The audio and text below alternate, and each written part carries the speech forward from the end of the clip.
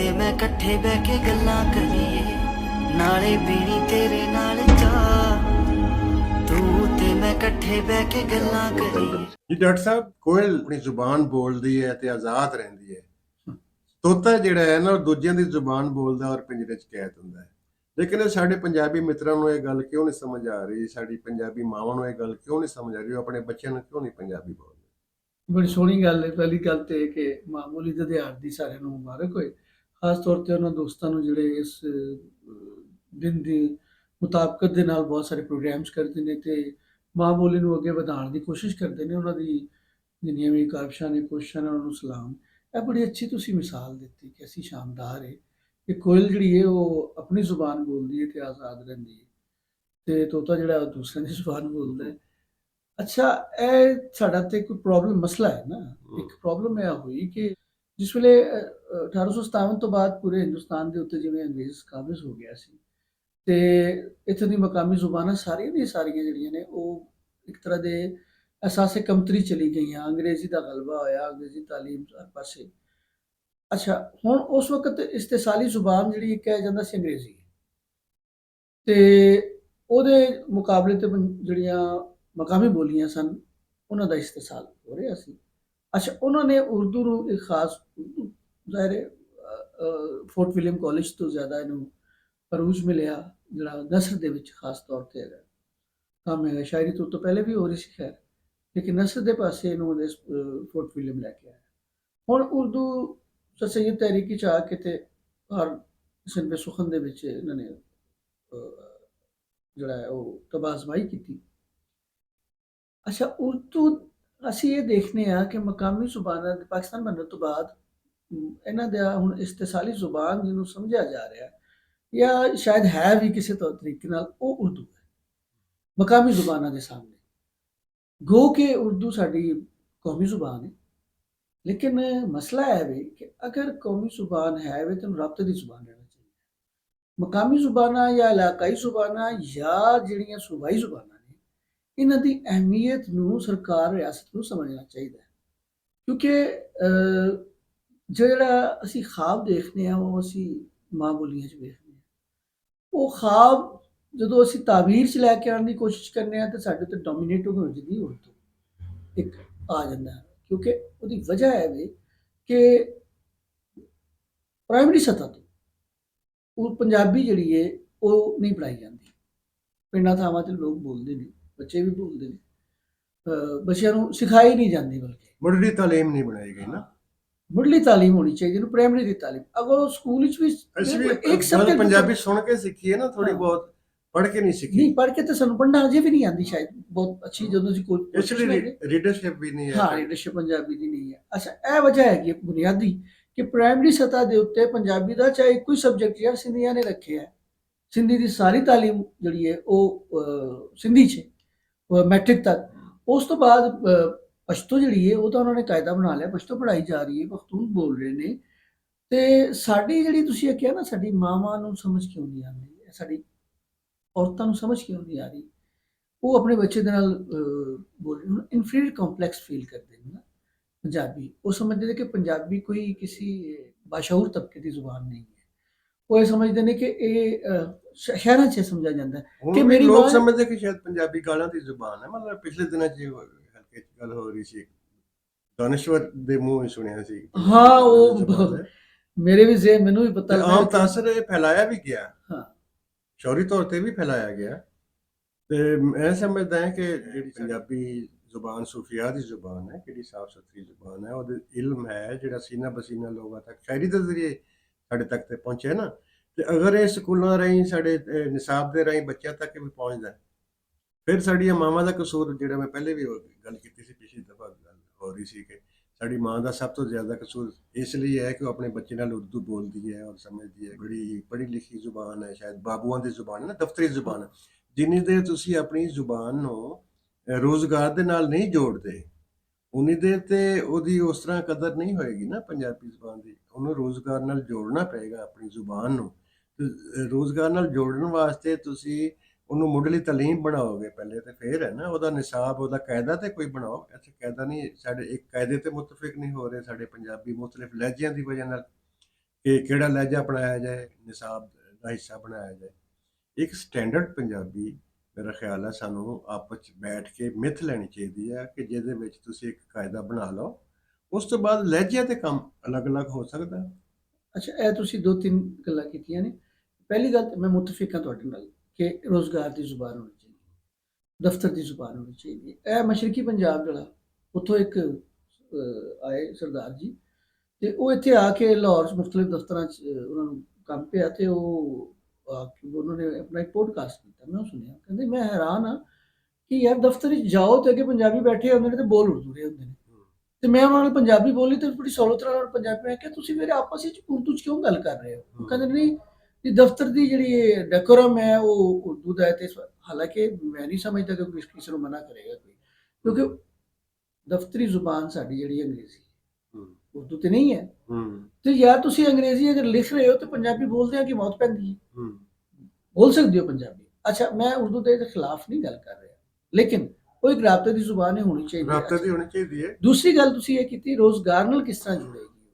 ਇਹ ਜਿਸ ਤਰ੍ਹਾਂ ਤੁਸੀਂ ਕਿਹਾ, ਐਕਚੁਅਲੀ ਤੇ ਮਸਲਾ ਹੈ ਵੇ ਸਾਨੂੰ ਕਿ ਅਸੀਂ ਉਹਦੇ ਕਾਇਦੇ ਤੇ ਹੀ ਮੁਤਫਿਕ ਨਹੀਂ ਹੋ ਰਹੇ।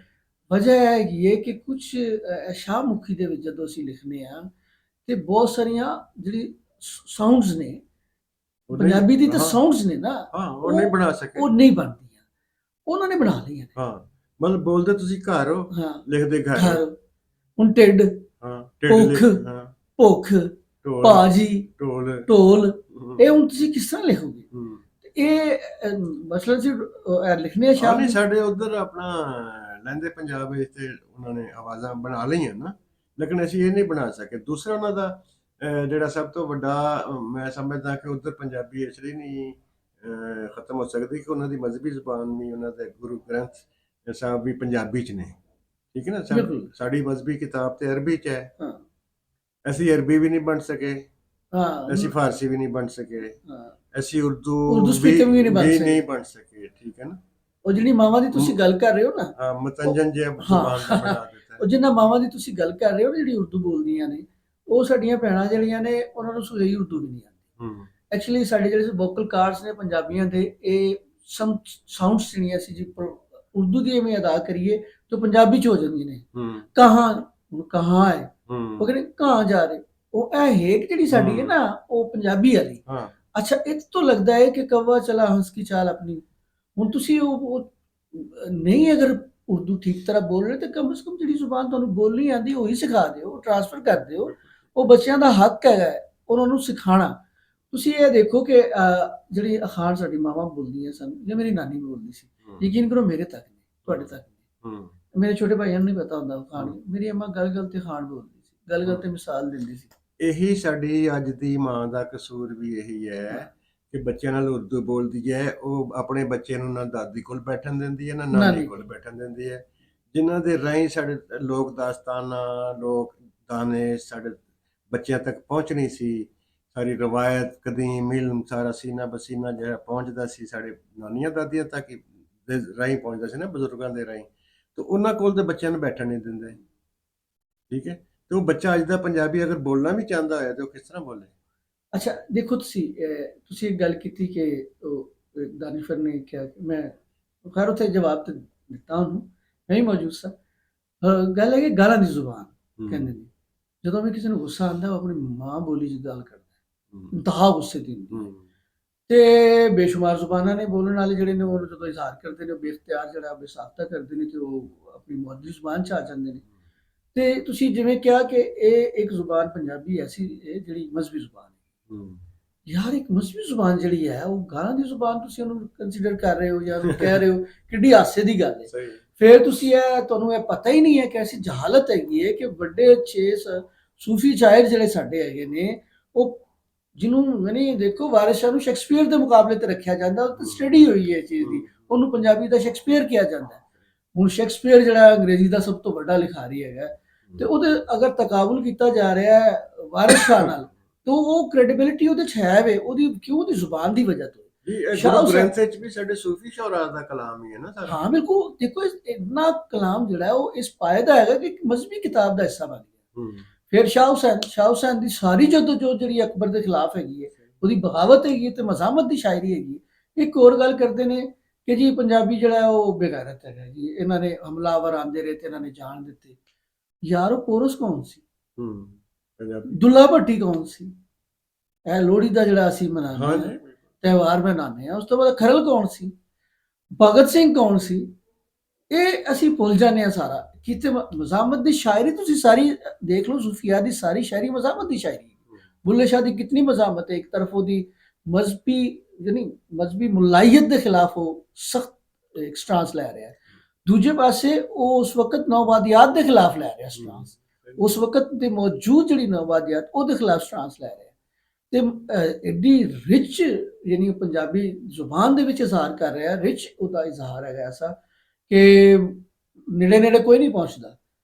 ਤੇ ਤੀਸਰੀ ਗੱਲ ਹਾਂ, ਐਸੀ ਸਾਡੇ ਲੋਕ ਗੀਤਾਂ ਚ ਵੀ ਇਹਦਾ ਹਾਂ। ਇਜ਼ਹਾਰ ਮਿਲਦਾ ਹੈ। ਹਾਂ, ਫਿਰ ਬਾਲੋ ਮਾਈਆ ਸੁਬਈਆ ਖਾਨਮ ਦੇ ਆਪਣਾ ਵਾਲਦਾ ਮਾਂ ਔਰ ਪਿਓ ਪਿਓ ਦੋਵੇਂ ਸਟਰੀਟ ਸਿੰਗਰ ਸਨ ਹਾਂ ਔਰ ਅੰਗਰੇਜ਼ ਦੇ ਖਿਲਾਫ ਗੋਰਿਆਂ ਨੂੰ ਪਰਾ ਕਰੋ ਮੇਰਾ ਕਾਲਾ ਹੈ ਦਿਲਦਾਰ, ਹਾਂ। ਮਤਲਬ ਅੰਗਰੇਜ਼ ਦੇ ਖਿਲਾਫ ਮਜ਼ਾਮਤ ਮਜ਼ਾਮਤ ਸੀ।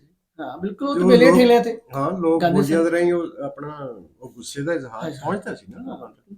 ਬੋਲੀਆਂ ਨੇ ਬਹੁਤ ਸਾਰੀਆਂ ਦੇ ਹਾਂ। ਉੱਤੇ ਤੇ ਇਹ ਦੁੱਲੇ ਭੱਟੀ ਤੋਂ ਜੋ ਕੁਝ ਹੈ ਉਹ ਸਾਰਾ ਮਜ਼ਾਮਤ ਹੈਗੀ ਹੈ। ਤੇ ਇਹ ਇੱਕ ਜਿਹੜੀ ਗੱਲ, ਅੱਛਾ ਇੱਕ ਹੋਰ ਵੀ ਸਮਝਿਆ ਜਾਂਦਾ ਹੈ, ਇਹ ਸਾਡੇ ਜਿਹੜੀ ਪੰਜਾਬੀ ਅਰਬਨ ਏਰੀਆ 'ਚ ਹੈਗੇ ਨੇ ਖਵਾਤੀਨ, ਯਾਨੀ ਸ਼ਹਿਰਾਂ 'ਚ ਹੈਗੇ ਨੇ, ਉੱਥੇ ਕੰਮ ਕਰਨ ਵਾਲੀਆਂ ਆਉਂਦੀਆਂ ਨੇ ਜਿਹੜੀਆਂ, ਉਹ ਮਾਸੀ ਕਹਿੰਦੇ ਨੇ ਉਹਨੂੰ, ਆਮ ਉਮਰ ਕਿਹਾ ਜਾਂਦਾ, ਕੰਮ ਮਾਸੀ ਹੈ ਇਹ ਤੇ ਕੰਮ।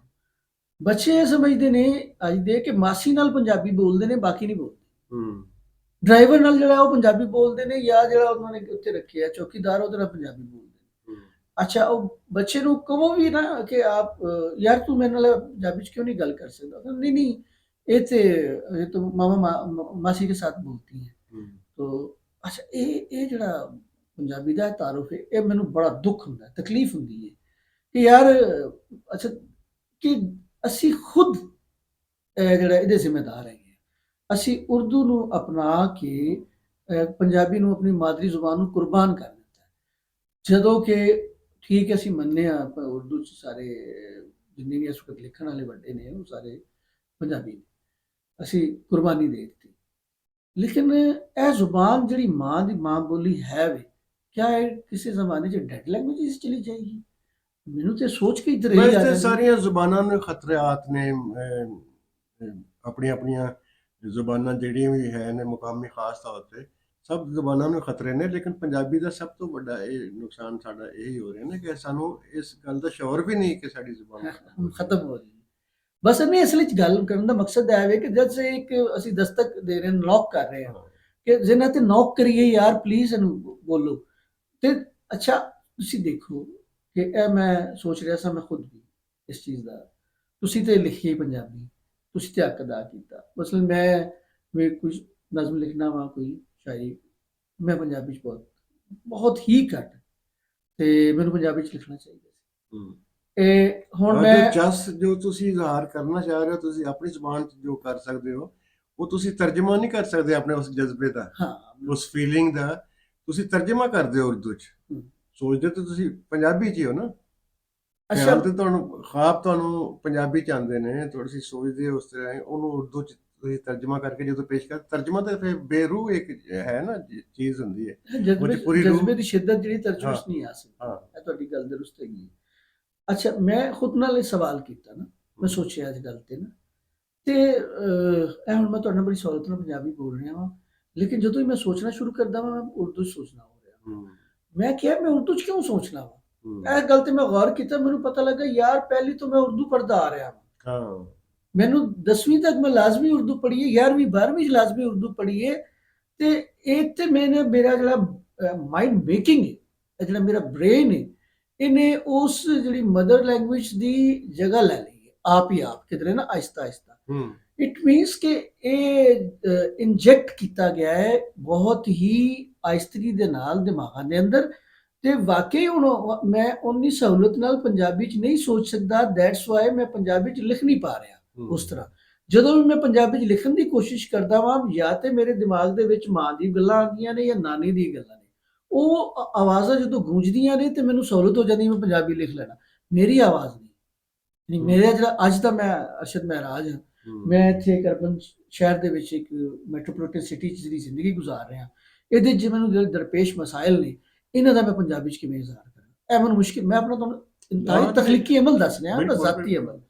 ਤੇ ਇਹਦੇ ਤੇ ਮੈਂ ਸੋਚਿਆ ਹੈ ਕਿ ਯਾਰ ਇਹ ਕੀ ਹੈ, ਇਹਦੀ ਵਜ੍ਹਾ ਮੈਨੂੰ ਫਿਰ ਇਹ ਲੱਗਾ, ਉਹ ਤੁਹਾਡੀ ਪਹਿਲੀ ਗੱਲ ਤੇ ਆਨੇ ਆ ਕਿ ਮੁੱਢਲੀ ਜਿਹੜੀ ਮੁੱਢਲੀ ਤਾਲੀਮ ਤਾਲੀਮ ਜਿਹੜੀ ਹੈ ਜਿਹੜੀ ਉਹ ਜਿੰਨੀ ਦੇਰ ਔਰ ਪੜ੍ਹਾਈ ਨਹੀਂ ਜਾਏਗੀ, ਸਾਡੇ ਲਫ਼ਜ਼ਾਂ ਦੇ ਅੱਖਰਾਂ ਦੇ ਨਾਲ, ਸ਼ਬਦਾਂ ਦੇ ਨਾਲ ਸਾਡੇ ਬੱਚੇ, ਬਲਕਿ ਬੱਚੇ ਕੀ ਸਾਡੇ ਸਾਰੇ ਪੰਜਾਬੀ ਵੀ, ਉਹ ਆਸ਼ਨਾ ਹੀ ਨਹੀਂ ਹੈ, ਉਹ ਲਫ਼ਜ਼ ਦੀ ਸ਼ਕਲ ਤੋਂ ਨਹੀਂ ਵਾਕਫ, ਬੋਲ ਸੁਣ ਕੇ ਤੇ ਉਹ ਗੱਲ ਸਮਝ ਜਾਂਦੇ ਨੇ ਥੋੜੀ ਬਹੁਤ, ਲੇਕਿਨ ਜਦੋਂ ਲਿਖਿਆ ਅਗਰ ਉਹਨਾਂ ਦੇ ਸਾਹਮਣੇ ਪੜ੍ਹਿਆ ਹੈ ਤਾਂ ਉਹਨਾਂ ਨੂੰ ਨਹੀਂ ਪਤਾ ਲੱਗਦਾ ਕੀ ਲਿਖਿਆ ਇਹ ਕੀ ਹੈ ਲਿਆ ਲਫ਼ਜ਼, ਜਾਂ ਦਾ ਮਾਨੀ ਕੀ ਹੈ, ਹਾਲਾਂਕਿ ਉਹਨਾਂ ਨੂੰ ਉਹਦਾ ਪਤਾ ਮਾਨੀ ਆਂਦਾ ਹੁੰਦਾ ਹੈ, ਲੇਕਿਨ ਉਹਦੀ ਸ਼ਕਲ ਤੋਂ ਚੁੱਕ ਕੇ ਆਸ਼ਨਾ ਨੇ ਜਾਣੂ ਨਹੀਂ ਹੁੰਦੇ, ਤਾਂ ਉਹਨਾਂ ਨੂੰ ਪਤਾ ਹੀ ਨਹੀਂ ਹੁੰਦਾ ਕਿ ਇਹ ਉਹੀ ਲਫ਼ਜ਼ ਹੈ। ਹਾਂ ਬਿਲਕੁਲ ਬਿਲਕੁਲ ਸਹੀ ਹੈ। ਉਹ ਇਸ ਲਈ ਉਹ ਰੀਡਰਸ਼ਿਪ ਵੀ ਸਾਡੀ ਪੰਜਾਬੀ 'ਚ ਨਹੀਂ ਬਣ ਸਕੀ ਕਿ ਉਹ ਆਪਣਾ ਪੜ੍ਹਨ ਮਾਇਲ ਹੀ ਨਹੀਂ ਹੁੰਦਾ, ਉਹਨਾਂ ਦੀ ਜ਼ੁਬਾਨ ਤੋਂ ਪੜ੍ਹ ਹੀ ਨਹੀਂ ਸਕਦੇ ਕਿਤਾਬ। ਮੁਸ਼ਾਇਰਿਆਂ ਦੀ ਹੱਦ ਤੱਕ ਮੁਸ਼ਾਇਰਿਆਂ ਨੇ ਆਪਣਾ ਰੋਲ ਬਹੁਤ ਅੱਛੀ ਤਰ੍ਹਾਂ ਕੀਤਾ ਹੈ ਕਿ ਉਹਨਾਂ ਨੇ ਪੰਜਾਬੀ ਦੇ ਨਾਲ, ਪੰਜਾਬੀ ਸ਼ਾਇਰੀ ਦੇ ਨਾਲ ਲੋਕਾਂ ਨੂੰ ਜੋੜਿਆ, ਉਹ ਸੁਣ ਤੇ ਲੈਂਦੇ ਨੇ, ਲੇਕਿਨ ਉਹੀ ਸ਼ਾਇਰੀ ਅਗਰ ਕਿਤਾਬ ਵਿੱਚ ਲਿਖੀ ਹੋਈ ਨਹੀਂ ਪੜ੍ਹ ਨਹੀਂ ਸਕਦੇ, ਅੱਛਾ, ਕਿਉਂਕਿ ਉਹਨਾਂ ਨੂੰ ਲਫ਼ਜ਼ ਦੀ ਸ਼ਕਲ ਦਾ ਹੀ ਨਹੀਂ ਪਤਾ ਹੈ।